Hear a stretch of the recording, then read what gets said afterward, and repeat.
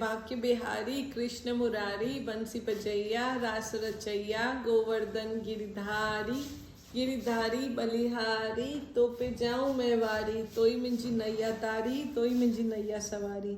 सूत जी चए थो त हिकिड़ो राजा मांडी रिखेश्वर खे चोरीअ जो कूड़ो इल्ज़ाम लॻाए फांसी ॾियारी हुई।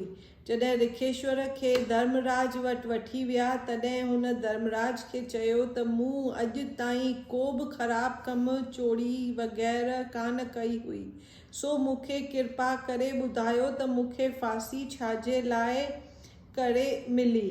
धर्मराज चयुसि त तूं नंढे हूंदे हिकिड़े पतंगे खे हिकिड़े कंडे जी नोक सां टूंग करे मारियो हो, उन करे तोखे फांसी मिली।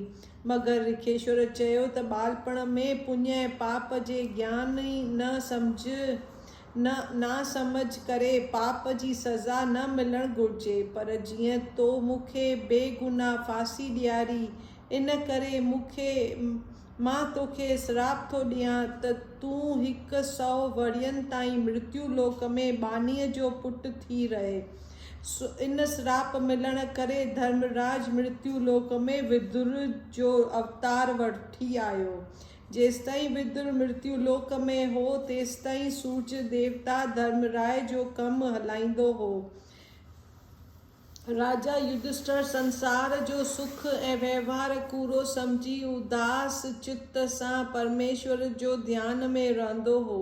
ऐं श्री कृष्ण जी जॾहिं उन्हनि ॾींहंनि में द्वारकापुरीअ खां गऊलोक ॾांहुं पधारिजी विया तॾहिं संदन वञण करे राजा खे कलयुग जा लक्षण मालूम थी ख़राब सपना ॾिसण में आया। आदमीअ जे स्वभाव में अधर्म, क्रोध, लोभ, कपट ऐं ॿिया विश्वास पैदा थी स्त्री पुरुष पिता पुत्र भाउरनि जो जहिड़ा थियण लॻा। राजा युधिष्ठिर ही सभु लक्षण कलयुग जा ॾिसी भीमसेन खे चयो त अर्जुन असांजो भाउ जो 7 महीननि खां श्री श्याम सुंदर प्राण प्यारे जे हाल वठण वास्ते द्वारकापुरी ॾांहुं वियो आहे, सो अञा ताईं कीन मोटियो आहे। मूंखे रोज़ ख़राब सपना था अचनि, सभु सुगुन ख़राब ॾिसण में था अचनि, चित्त ते किथे बि ख़ुशी कान थी अचे। इन करे भायां थो त श्री कृष्ण भगवान मृत्यु लोक छॾे वैकुंठ पधारिजी विया आहिनि। इहो वीचार करे वेठी कयमि त अर्जुन बि द्वारका खां अची राजा जे चरणनि ते किरी संदसि साम्हूं उदास थी हथ जोड़े बीठो। अर्जुन जो हाल हिन तरह आहे जो श्री कृष्ण वैकुंठ वञण वक़्तु द्वारकानाथ रथवान खां अर्जुन खे चवाए मोकिलियो हो त तूं द्वारका मां सभु विधवाउनि स्त्रियुनि ऐं ॿारनि ऐं ॿुढनि आदमियुनि धन ऐं ॿियो सभु सामान हिंदुस्तानपुर ॾांहुं वठी वञिजे।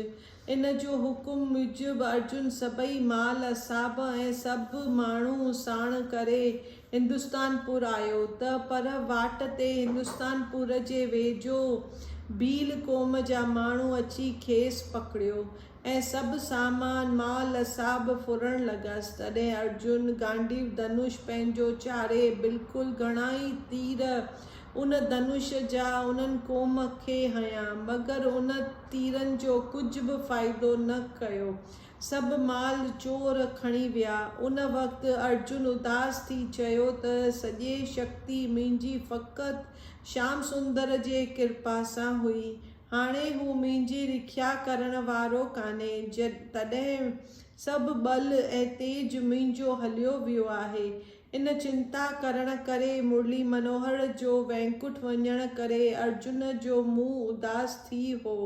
अर्जुन राजा युधिष्ठिर खे उदास ॾिसी पुछियो त अरे अर्जुन, सभु जादव ऐं नाव सूरवीर मामो वासुदेव देवकी राजा उग्रसेन अक्रूर बलदेव ऐं सभु छोकिरा मुरली मनोहर जा सभु द्वारकावासी चङा भला त हुआ। श्याम सुंदर असांजो प्राण प्यारियो जंहिं आदि पुरुष भगवान संसारी जीवन खे सुख ॾियण वास्ते जादवनि जे कुल में अवतार वरितो आहे, उहो सदा सद रमा सभा में आनंद सां आहे। हे अर्जुन, तूं ॾाढो उदास ॾिसण में थो अची। ॿुधाए त तोखे का बीमारी त न थी आहे, या तूं घणा ॾींहं द्वारका में रहियो सो तुंहिंजो कंहिं अपमान या बेइज़्ती त कान कई आहे, या कंहिं ब्राह्मणनि या महात्माउनि जी बेइज़्ती त न थी आहे तोखे थी जो इन करे तुंहिंजो मुंहुं मलिन ऐं उदास आहे। ए श्याम सुंदर बांके बिहारी मूर्ति लोक छॾे वैकुंठ धाम ॾांहुं त कीन पधारजी विया आहिनि। इन करे तुंहिंजे मुंहं तां हीअ गति थी आहे। इन जो सभु अहवाल मूंखे ॿुधाए। बोलो श्री कृष्ण कन्हैया लाल की जय। सियावर रामचंद्र की जय। मोर मुकुट बंसीअ वारे की जय। शिव बोलेंगा न्यार होएंगा, बोल सदाई शिव लाल जाति चौ झूलेलाल। बेड़ाई पार सदाई सुखी सदाई शाहूकार।